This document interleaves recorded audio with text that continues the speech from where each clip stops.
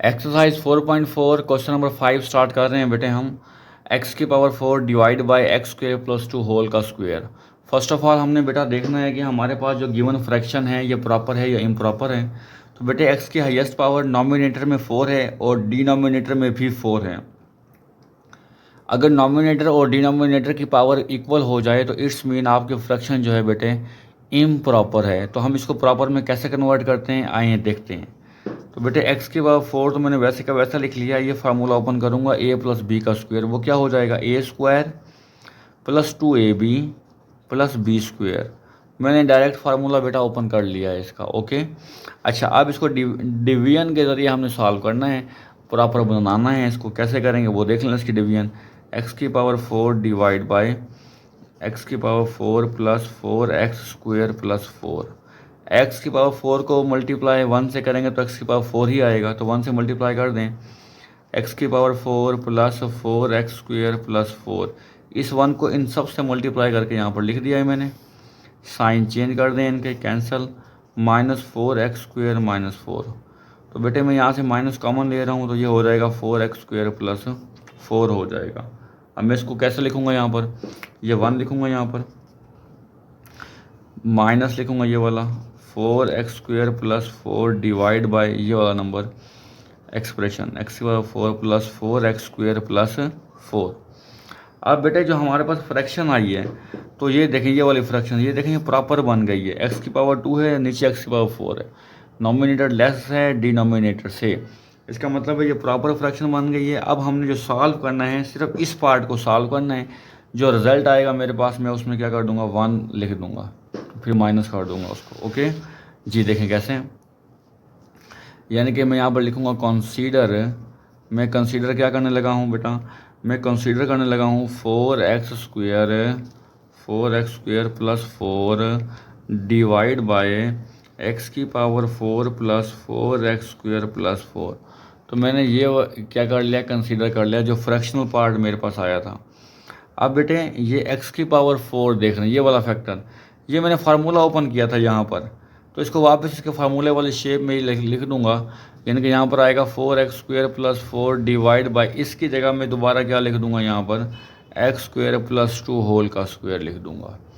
अब बेटे इसको सॉल्व कैसे करेंगे हम, हमारे पास ये इररिड्यूसिबल क्वाड्रेटिक फैक्टर भी है और रिपीटेड भी है।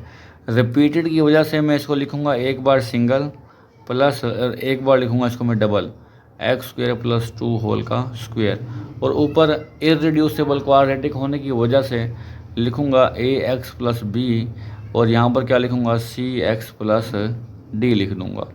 ओके, तो ये मेरी इक्वेशन नंबर 1 आ गई बेटे।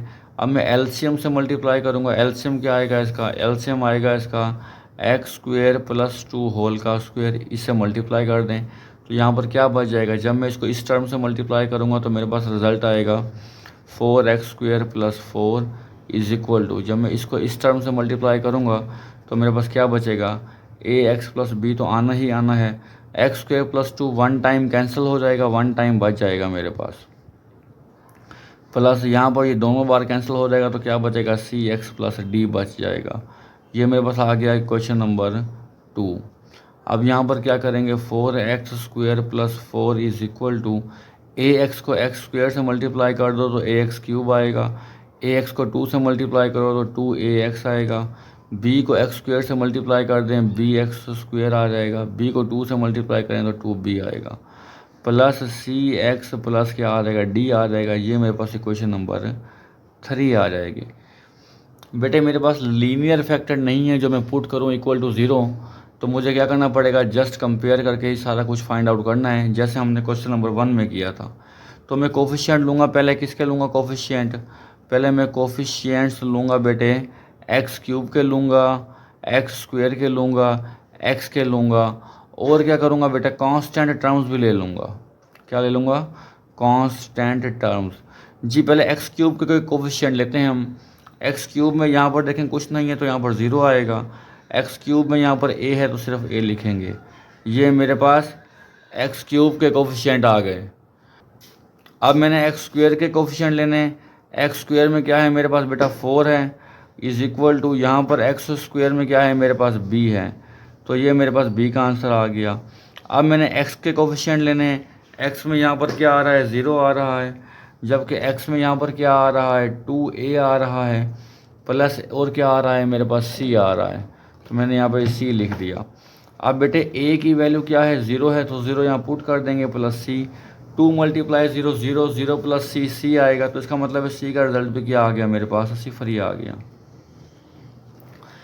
ये ए बी सी, अब डी रह गया है मेरे पास बेटा। डी के लिए हमें क्या करनी है, कांस्टेंट टर्म्स लेनी है। कांस्टेंट टर्म्स में देख लेते हैं, यहाँ पर क्या है, 4 है हमारे पास बेटे, 4 आ गया। इसके बाद कांस्टेंट टर्म में हमारे पास आ रहा है 2b और d, तो यहाँ पर लिखें 2b प्लस d लिख लें। तो 4 आ गया, 2b की जगह वैल्यू पुट कर दें 4 प्लस d। ओके, अब बेटे 4 का 4 आ गया ये हमारे पास, 2 4 8 प्लस डी आ जाएगा, प्लस का डी 8 यहाँ आके माइनस का 8 हो जाएगा, डी आ गया। तो यहाँ -4 इज इक्वल टू डी। तो डी की वैल्यू क्या आ गई हमारे पास, -4 आ गई। ओके, अब हमें क्या करना है, ए बी सी डी की वैल्यूज़ को पुट कर देना है इक्वेशन नंबर 1 में, और फिर इक्वेशन नंबर 1 को हमने पुट करना है कहाँ पर जाकर, ये वाली इक्वेशन नंबर हमारी ए को मैं नाम दे देता हूँ ए, इसकी जगह इसका आंसर आ जाएगा। ओके, आंसर देखें हम कैसे लिखते हैं, ज़रा गौर से देखिएगा मैं आंसर को कैसे लिखने लगा हूँ, फोकस कीजिएगा बेटे। जो आपको को गिवन क्वेश्चन है आपने पहले वो लिख लेना है। गिवन क्वेश्चन क्या है हमारे पास, गिवन क्वेश्चन हमारे पास है बेटा x की power 4 divide by x square plus 2 whole का स्क्वायर इज इक्वल टू लगा दें। फिर बेटे आपने क्या करना है, आपने जो टर्म डिवाइड करके आंसर लिया था वो 1 माइनस था, आप यहाँ 1 लिखें और माइनस लिख दें।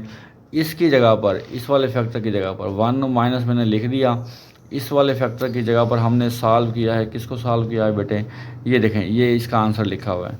ए की जगह पर क्या लगाना है हमने बेटे, यहाँ पर ए का रिज़ल्ट 0 है, बी का रिज़ल्ट 4 है, तो ए तो हो गया 0, 0 मल्टीप्लाई एक्स 0, 0 प्लस बी की वैल्यू है 4, तो यहाँ पर लिखेंगे हम 4 divide by x square plus 2 लिख देंगे। ओके, ये मैंने b की वैल्यू पुट कर दी 4। अब c और d की वैल्यू देखनी है, तो बेटे c की वैल्यू क्या है मेरे पास, 0 आ रही है, आप देख सकते हैं यहाँ पर c की वैल्यू क्या आ रही है मेरे पास, 0, और d की वैल्यू है -4। अब c की जगह पर तो हो गया 0 मेरे पास, यहाँ पर c की जगह पर 0, d की जगह पर आने -4, एक बाहर माइनस भी है, तो माइनस ये और d का माइनस प्लस हो जाएगा यहाँ पर 4 divide by x square plus 2 whole का स्क्वायर, ये वाली टर्म वैसे की वैसे। तो इस तरह से हमने अपनी इस पार्शियल फ्रैक्शन में इसको कन्वर्ट कर दिया।